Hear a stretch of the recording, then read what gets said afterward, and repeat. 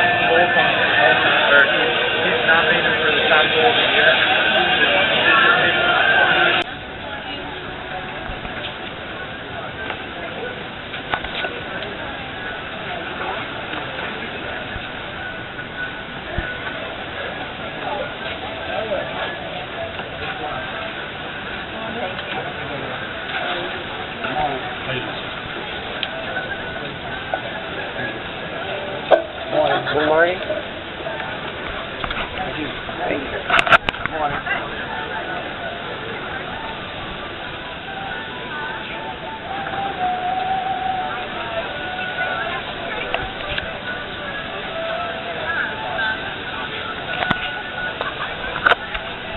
Wait an hour for it, I'd rather just get it done. Yep. Yeah, that's a must have. I mean, I plan on doing it. So we go to Asia and then go over to Africa. Good morning, adventurers. Good morning. Hey, I want to thank both of you guys for responding. Now let's try with everyone. Good morning, adventurers. Awesome. Who's excited about a great day here at Disney's Animal Kingdom? Awesome, guys. Well, we welcome all of you on behalf of all of our cast. I want to say thanks for visiting Disney's Animal Kingdom today. Going to have a great opportunity for a lot of fun and adventure today. And if your adventures are going to begin with the Kilimanjaro safaris, well, we'd like you to please at some point here in a few moments to follow my friends right over here on the left-hand side. When you do go, we ask that you go slowly and safely. Those of you here in the front have a very important role. They're going to be our role models to show all these folks behind you that we're going to take our time and be nice and safe on our way to that attraction. And then many of you, I'm sure, are here to visit the Expedition Everest, the legend of the Forbidden Mountain, right? You're going to be following our friends right over here at that time. And once again, when we let you go, please do walk slowly and safely to the destinations of your choice. A few of our attractions will be closing before the rest of the park today. If you want to visit one of our animal walking trails, like the Maharaja Jungle Trek in Asia or the Pangani Forest Exploration Trail in Africa, you want to visit those locations before 4:45. Also, our friends at the Kilimanjaro Safaris will be leading out on their last safari at 4:45 as well. So I want to make sure everybody does have a safe day, but also filled with wild adventures. So at this time, if you would just go ahead and follow the folks on either side safely and slowly, and have a wild day.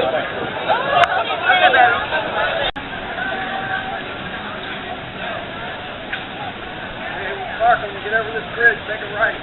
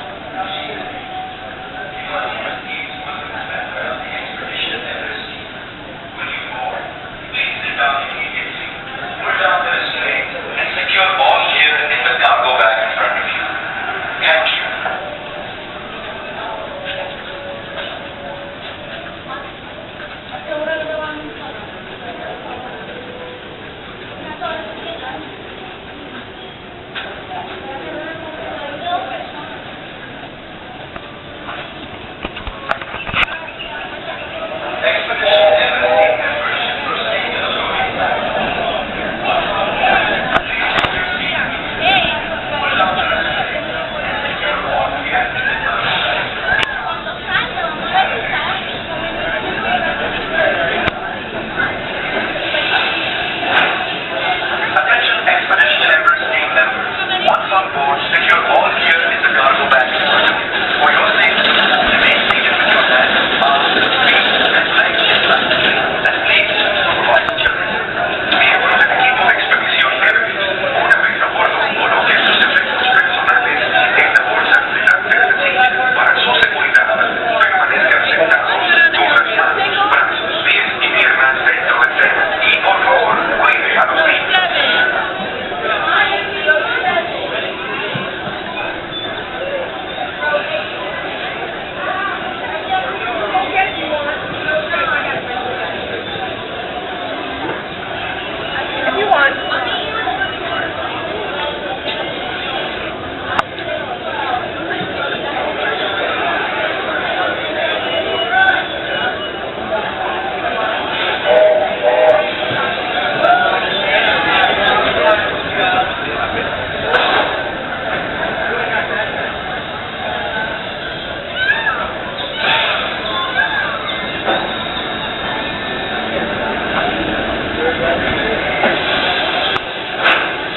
Attention Expedition Everest team members. Once on board, secure all gear in the cargo bag. For your safety, remain seated with your hands, arms, feet, and legs inside the plane, and please supervise children. Miembros del equipo de expedición Everest, una vez a bordo, coloquen sus efectos personales en la bolsa delante de la silla para su seguridad. Permanezcan sentados con las manos, brazos, pies y piernas dentro del tren y por favor cuide a los niños. Have you been on it?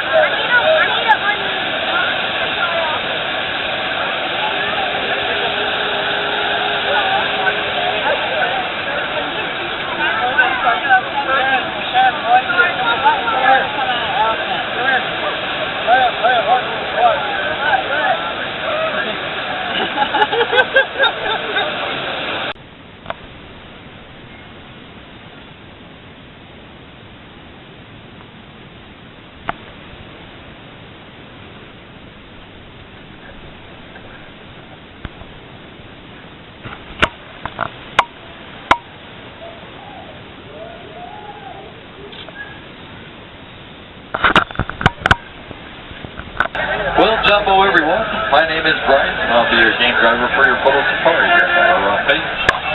Now as you're taking pictures on screen, have those cameras on ready to hold on to them tightly, as the warden does not permit me to stop to retrieve any items that may fall out along the way. It is also going to be very important that at all times everyone remains fully seated.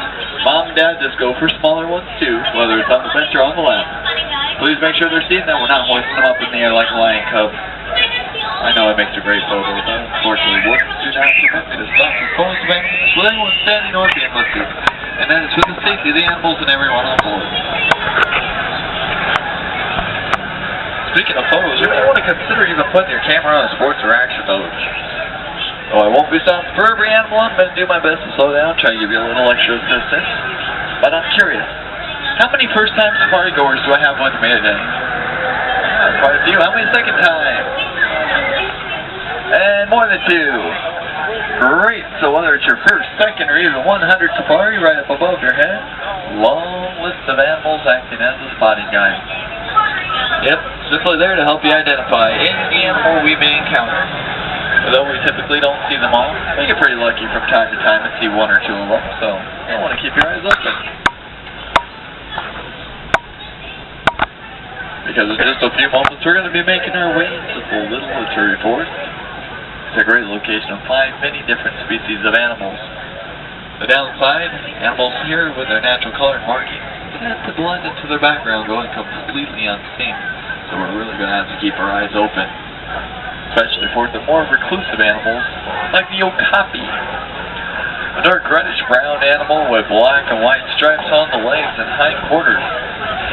The okapi, in fact, is so reclusive that they weren't discovered until 1901 by the Western world, as they were thought to be related to the zebra because of their stripes.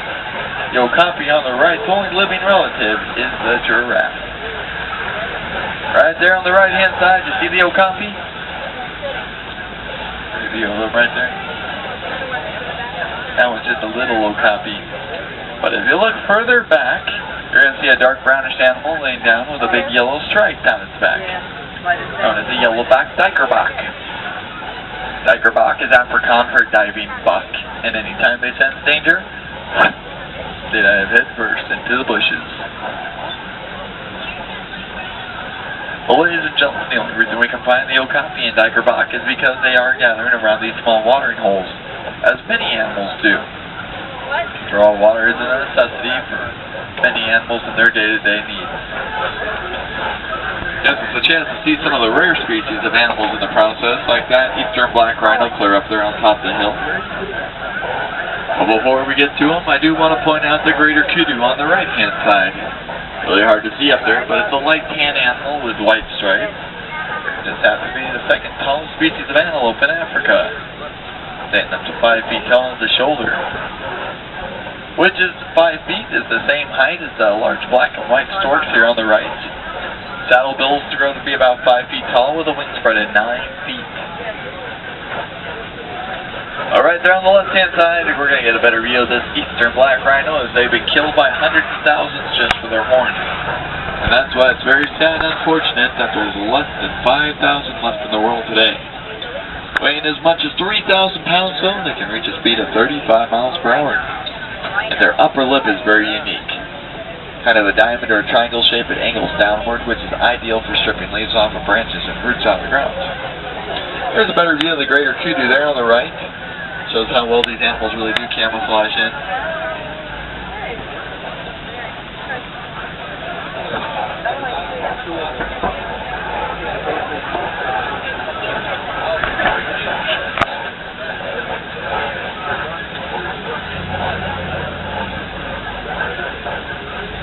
Ladies and gentlemen, laying down on the left-hand side, a reddish animal with cream-colored stripes up. Just got him.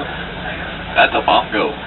Nicknamed the ghost of the forest because it grows horns up to 32 inches, which can cross behind the head, enabling it to run through the thick brush without getting tangled up.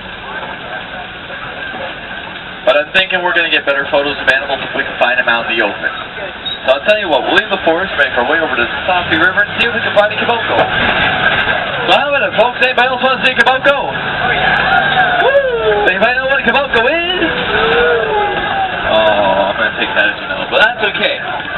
Because kiboko is Swahili for hippo. Now, hippos are one of the larger species of animals found here in Africa. These baby hippos weigh around 85 pounds of earth, while fully grown males like these two out in the water on the right can tip the scale well over 5,000 pounds.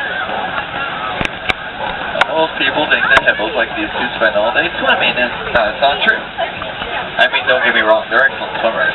They just prefer to submerge and walk on the bottom for about 5 to 8 minutes at a time. Which we'll get a better view of some hippos up ahead here as well. Once we pass these large gray and white kinky birds, they are the pink-backed pelican. They work together to herd fish into shallow water so they can feed on them as a family. Well, look at that right there. known as a pod or a bloat. Each night, the hippos leave the safety of the water in search of food, consuming up to 150 pounds of grass before returning back to the watering hole in the morning.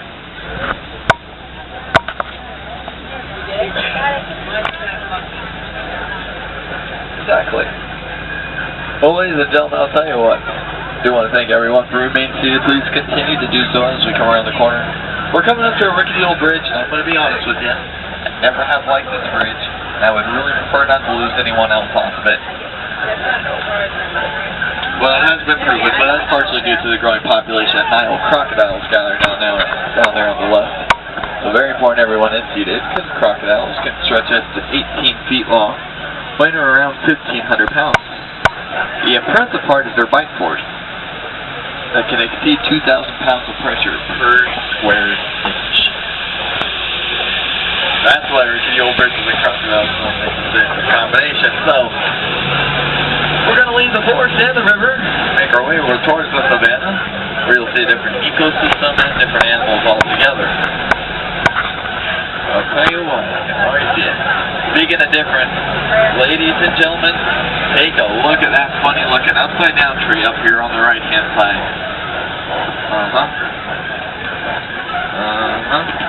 Yep, that tree is definitely different. It's quite common here in Africa, known as a baobab.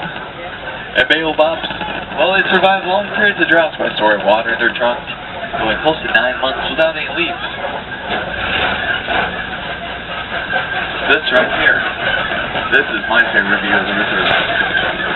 Take a look at it, stretching for hundreds of miles across Africa.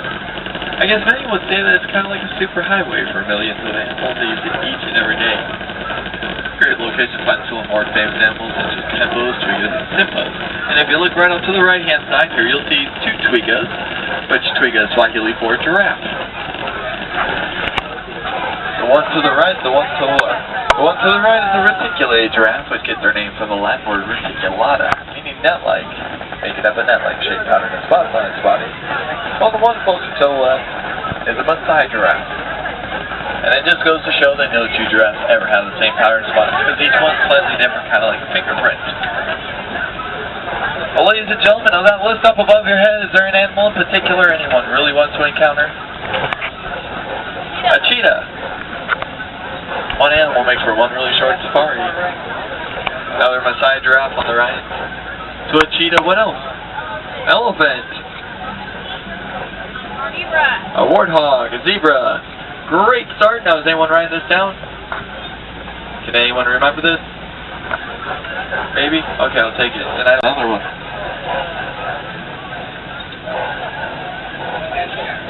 Up in between the trees, a couple little babies.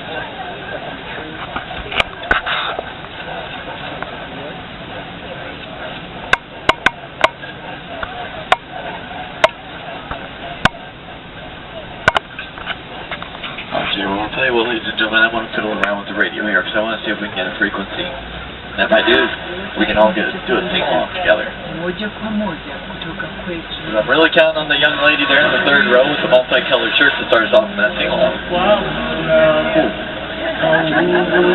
It's a great song. It's been on the top 40 for the last 14 years here in Conroe, baby.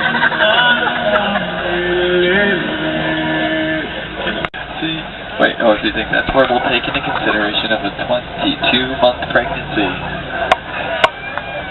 So you can see more sour looks from the gentleman on the truck. Well, that one on the left-hand side, she's definitely headbutting that tree a little bit. You can see these elephants right here, a couple of little ones. We'll pull up a little bit further, give everyone a chance to see them. They're cute. Constantly flapping their ears. Elephants do that to keep cool because their ears are outlined in blood veins and blood vessels. So by flapping ears, they can actually lower their body temperature by about 15 degrees. Their buds.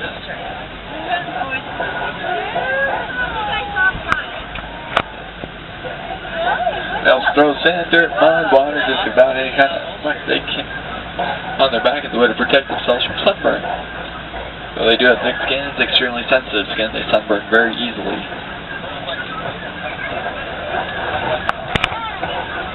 Or right there on the left-hand side, an adolescent. Elephants do have the second longest childhood of all animals. as a baby male will stay with mama about 13 to 15 years before she kicks him out on his own, whereas females will stay with mama for the rest of their life. Look on the left-hand side here. That's a flamboyant, which is plural for flamingo. These are greater flamingo in the lightest color of the species, as their color comes from their diet of tiny brine shrimp and other water creatures with a high level of carotene. Now, it is that carotene that turns their feathers that light pink.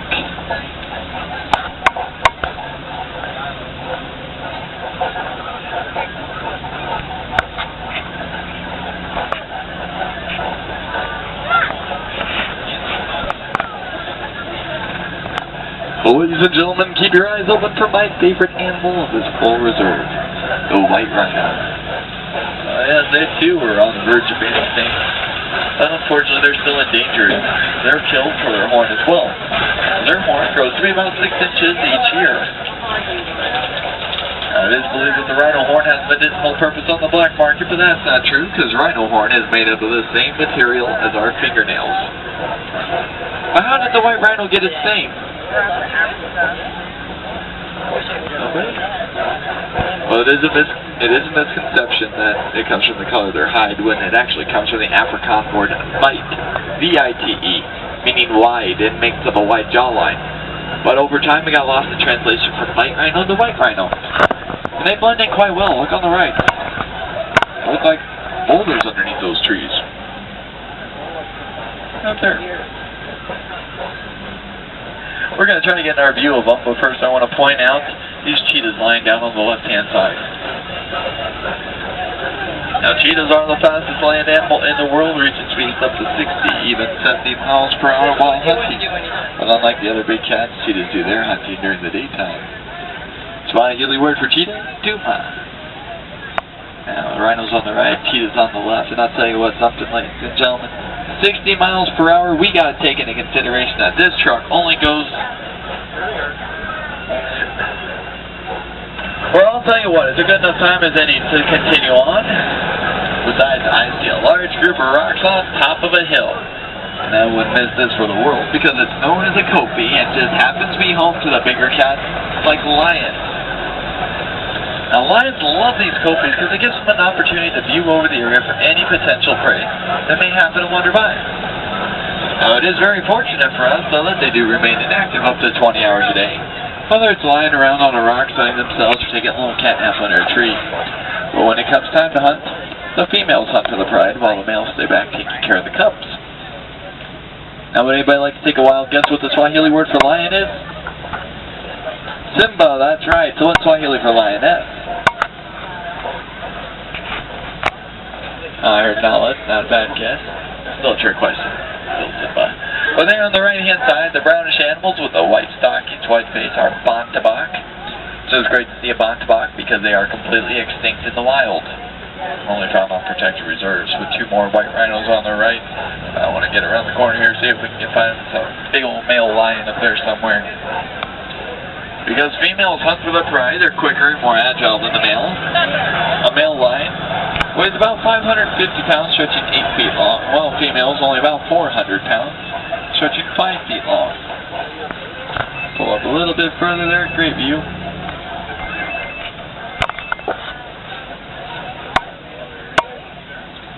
It's a pretty nice view of it, my dear ladies and gentlemen, but I'll tell you what, be happy lions remain inactive so long. No doubt about it, otherwise we'd never find the lion's favorite prey, the warthog. Now most people believe Pumbaa to mean warthog, and I think that's hysterical, especially since Pumbaa is Swahili for foolish. These animals do reach speeds up to 30 miles per hour. Now though they're the largest burrowing animal here in Africa, they're also one of the most laziest. If they don't feel like digging a hole, they won't. They'll steal a hole from another animal, like a circumference is up to 20 inches around at the base, which is slightly smaller than a bowling ball. Such large amounts of horns you expect to be heavy, but they're very lightweight because they're hollow. Yep, blood flows through them freely at all times. It's kind of like a radiator and helps keep their bodies cool up to 120 degrees Fahrenheit. The grayish animals here on their left, white-bearded wildebeest, also known as the meow. New spelled GNU, and it mimics the grunt they make. But all these animals are gathering around these taller kind of cone and funnel-shaped mounds because they're termite mounds. Elephants and giraffes use them for scratching posts, but when they wear down like that one on the right, if there's any sense of danger, the antelope will stand on top of them looking out for predators in the taller grass. I know what you're thinking. Boy, is it rough out here. You would be right, because the animals are the landscapers.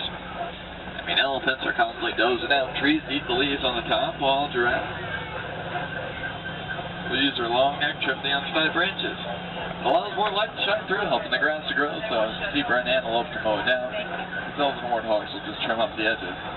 So in a balanced system, there's enough food for each animal. Well, this reticulated giraffe on the left-hand side, not real sure what it's going to do, but I got a feeling it's thinking about crossing the road. And the animals do have the right-of-way here on the reserve, so we're just going to go ahead and let the giraffe cross.